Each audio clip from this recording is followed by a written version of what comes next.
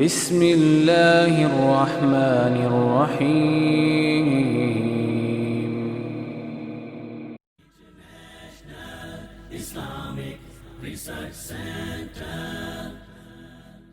عن مسروق وعمر بن عتبة أنهما كتبا إلى سبية بنت الحارث يسألانها عن أمرها فكتبت إليهما أنها وزعت بعد وفاة زوجها ب25 ليلة فتهيأت تطلب الخير فمر بها أبو السنابل بن بعكك فقال قد أسرعت اعتدي آخر الأجلين 4 أشهر و10 فأتيت النبي صلى الله عليه وسلم فقلت يا رسول الله استغفر لي قال وفيما ذاك فأخبرته الخبر فقال إن وجدت رجالا صالحا فتزوجي.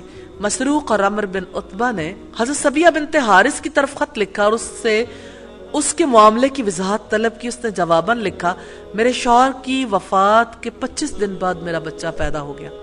میں نے دوسری شادی کے لیے تیاری کی. میرے پاس سے ابو سنابل بن باکک گزرے اور کہا تو جلدی کر رہی ہے, تو دونوں عدتوں میں سے طویل عدت یعنی 4 ماہ اور 10 دن عدت پوری کر. میں نبی کریم کے پاس آئی اور کہا اللہ کے رسول میرے لیے بخشش طلب کریں. آپ نے فرمایا وہ کس لیے؟ جب میں نے ساری تفصیل بتائی تو آپ نے فرمایا اگر کوئی نیک آدمی مل جائے تو اس سے شادی کر لے, تیری عدت پوری ہو چکی ہے. جس عورت کا شوہر فوت ہو جائے اس کی عدت 4 ماہ 10 دن ہے, لیکن اگر کوئی اس دوران حاملہ ہو تو وضع حمل کے ساتھ اس کی عدت پوری ہو جاتی, چاہے 1 گھنٹے کے بعد ہو جائے. اس کے بعد اس کو کوئی عدت نہیں گزارنی, چاہے وہ 1 دن کے بعد ہو یا 1 ماہ کے بعد ہو یا 3 ماہ کے بعد ہو.